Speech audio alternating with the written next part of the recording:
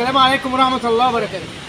من داخل مكتبة مصر مصر العامة بالدقي، مهرجان فتافيت السكر بعنوان أكتوبر والعبور والنصر، معنا الشاعر الجميل من ذو الاحتياجات الخاصة محمد رجب. ازيك يا محمد؟ سنة كام يا محمد؟ ايه يا عم ده الكلام ده كلام كبير قوي. طب انا في اولى ابتدائي. ايه بس؟ احنا عايزين نعرف انت قلت ايه جوه يا محمد؟ قلت قصيدة أكتوبر المجيد. طب قول يا عم، سمعنا كلام الناس قاعدة تسمعه، سمع يا سيدي. قول بصوت عالي. أكتوبر المجيد ببراءة الورد اللي فتح على الجبين. البنت سألت ضابط الشرطة اللي واقف: انت مين؟ انت مين؟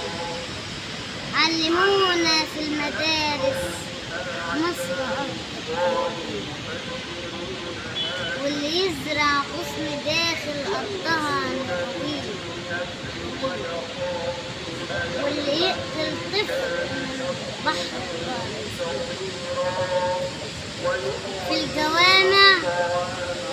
الجوامع والكنايس علمونا الطار في كل كتاب دين.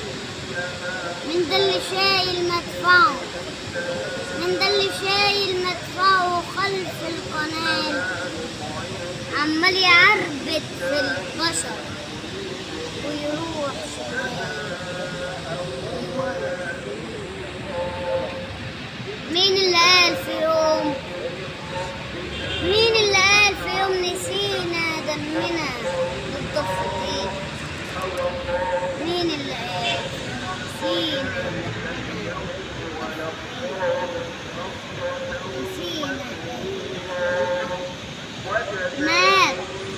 مالك يا نور العين حزين؟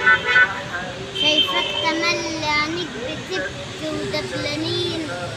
رد القمر شفت الصهاينة احتلوا أرض شمتانين. والشمس مالت فوق رمال المجروحين. حلفت يمين ما ينام وقبل ما ينتفض قلب الوطن فيهم وينبض بالحنين، ويجيبوا حق المظلومين. وفي 6 ساعات اتنسف فين خط برلين، فين طياراتهم دباباتهم سويناهم بالتراب. هو ده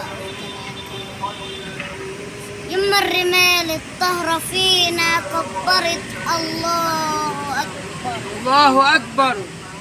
يلا بينا للأمام، يلا بينا للأمام. والملحمة كانت في يوم الاقتحام. اصحى يا صهيوني، اصحى يا صهيوني، اصحى كفاية فوق. جند مصر مفيش كلام، جند مصر مفيش كلام. واسألوا عالسافية جوري اللواء الإسرائيلي لما صاحوا في الجو. احنا عاوزين السلام، احنا عاوزين السلام.